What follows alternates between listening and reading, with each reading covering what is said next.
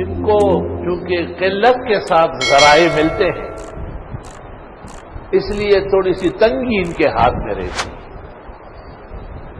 اور بعض تو ایسی تنگستی کے شکار نظر آتے کہ حیرانگی ہوتی کہ اللہ یہ وظائف نہیں جانتے۔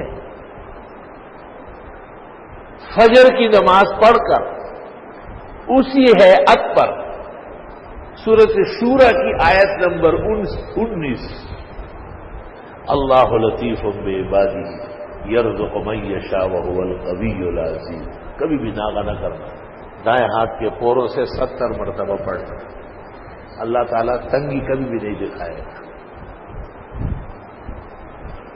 ابو داؤد شریف کتاب الصلاۃ کے آخری حدیث ہے، اس کے بعد کتاب الزکوٰۃ شروع ہو رہی، اور یہ ابو داؤد والے الفاظ ٹھیک ہے، مجرب ہے۔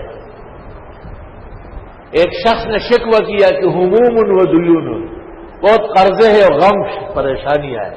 آپ نے کہا تجھے معلوم نہیں، یہ الفاظ پڑھو نا صبح و شام، اللہم انی اعوذ بک من الہم والحزن واعوذ بک من العجز والکسل واعوذ بک من الجبن والبخل واعوذ بک من غلبۃ الدین وقہر الرجال۔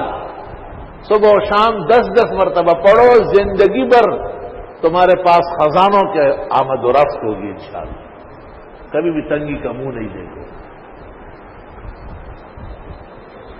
اور استغفار کی کثرت کرو، اگر پریشانیاں اور تکلیفیں تو انفال میں وعدہ ہے، اگر صحت اور توانائی چاہیے تو سورۃ ہود میں وعدہ ہے استغفار والے سے، اور اگر باقی چیزیں چاہیے جتنی بھی ہے تو سورۃ نوح میں ساری ہے۔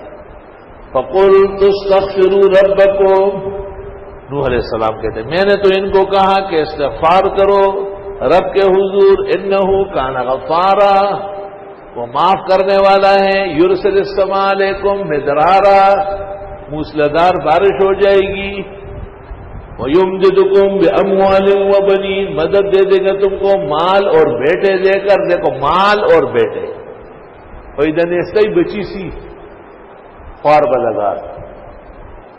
زندگی ارمان کی نہیں مرادوں کی ہونا چاہیے، مرادوں۔ اللہ سے دعا کرو یا اللہ ارمان کی زندگی نہیں چاہیے، خوب مرادوں کی اور خوشیوں کی زندگی نصیب فرما۔ اللہ کیا کیا کریں۔